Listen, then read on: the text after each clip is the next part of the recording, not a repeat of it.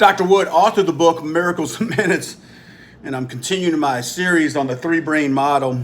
If you understand how our brain works, then you can understand how your health works. You can understand how we can overcome anxiety and depression, and also how to have our relationships work.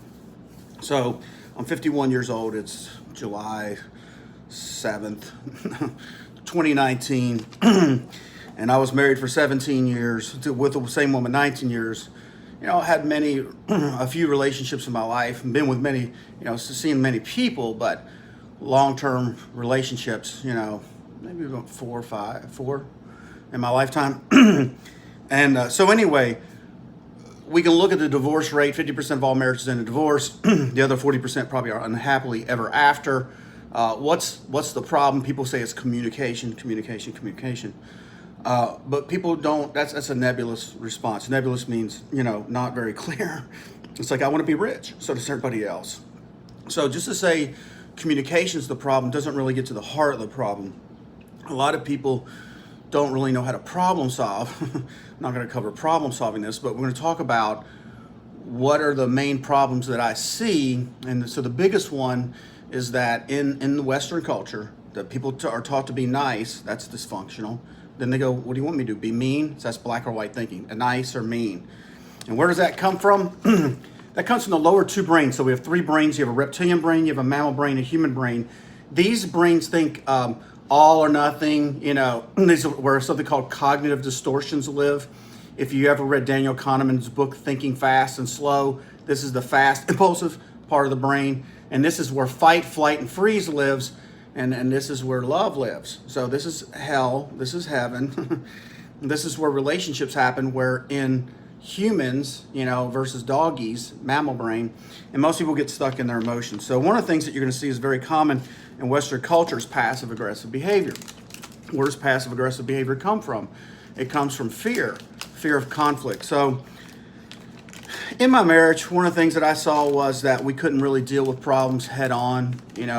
There's also a problem with women where women are socially conditioned that they're not allowed to be angry. Well, no one wants to live with an angry woman, but most women are angry. And that anger is not good or bad. It is a human emotion. Now, how anger is expressed is a total different thing. There's a functional and healthy way to express anger, and then there's dysfunctional.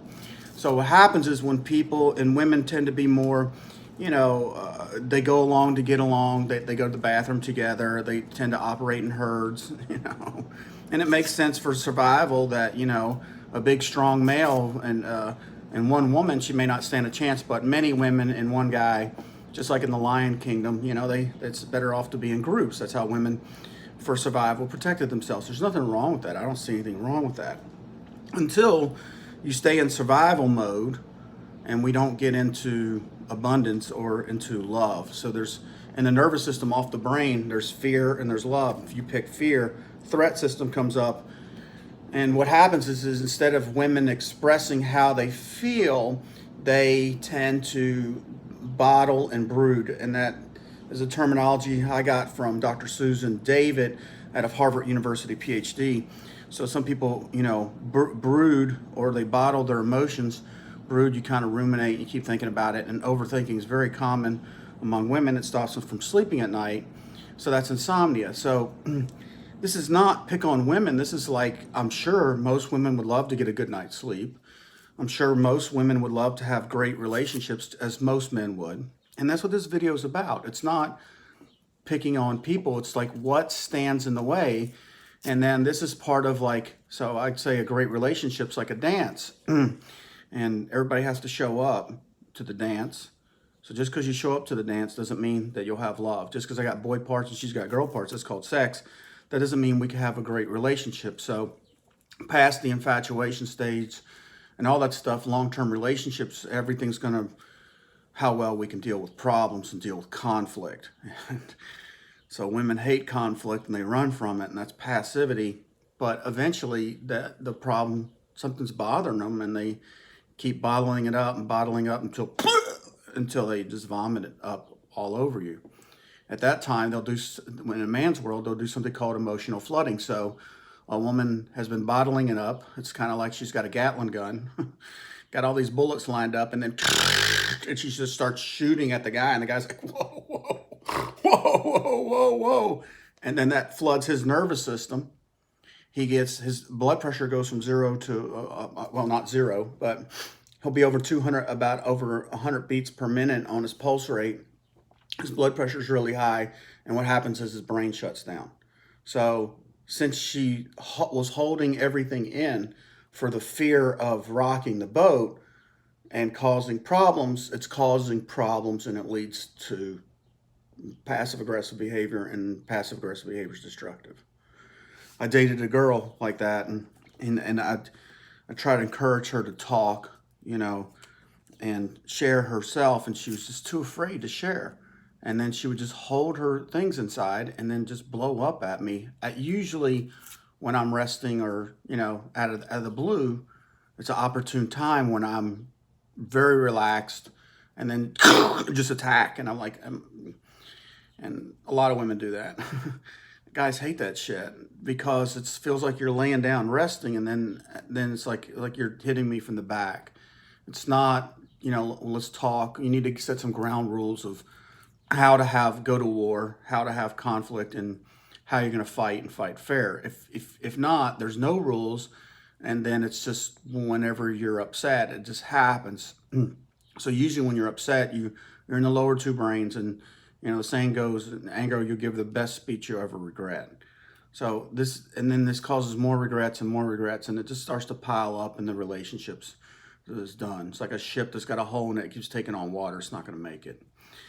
So the way to do it is this video is more about bringing the awareness to, if you want connection, you want intimacy, what's your role in it? What's your part? And most women don't know how they're making mistakes. It's not that women are stupid. That's why I have the video. I think women are very intelligent. They actually want to learn. I have 3 daughters, but just like I wasn't born knowing how to ride a bike, I was stupid. Someone had to teach me how to ride a bike. I wasn't born knowing how to do the alphabet. Someone had to teach me. There's no shame in not knowing something. That's my opinion. I don't take it personally. It's just a fact of life. I'm a human being. I don't know unless someone teaches me. And this is not to diminuate women at all. It's like nobody brings out what's the effing problem. So that's silence. And when there's silence, there's violence, or there's destruction. It doesn't work. And it turns into aggression that's not very healthy. It's an unhealthy aggression. There's healthy aggression and unhealthy aggression.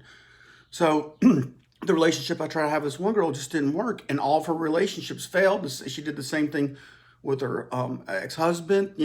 She would just blow up and just start yelling and screaming, and the guy has no chance. But she's been holding this down like a super volcano, and it just blows up, and it comes out ugly. So that's why you want to go after things right away. So I want to see the cost, the impact of how you're doing things this way. This is the result you get. And it didn't get you the outcome that you wanted, which is connection and intimacy.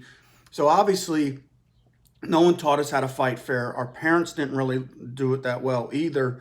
And no one got a course on this in school about how to do healthy conflict, how to bring things into the light, how to address them right away, when's the right timing to do that, learn how to develop self-awareness, self-control, and then how to express yourself in an appropriate way that deals with the problem, that gets it aired out, that allows your good emotional health and physical health and relational health, where everybody wins.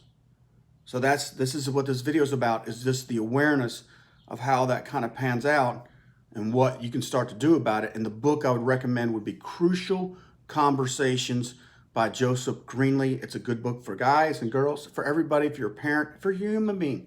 We all going to have conflict. We're all going to have disagreements with each other. You can love your mama to death. You may not like what she did one day, or you can love your kids to death. One day I'm kind of pissed off at you. And that also shows emotional intelligence, that you can be angry and I still love you. Some people can't do that. They get stuck in the lower 2 brains when they're angry. All you see is what your partner does wrong, and you just pound them and pound them and pound them and pound them.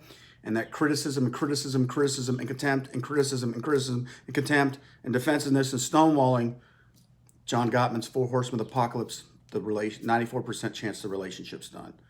So I just want to see that this way of doing something or being in the relationship is going to equal failure. Dr. Wood, have a good one.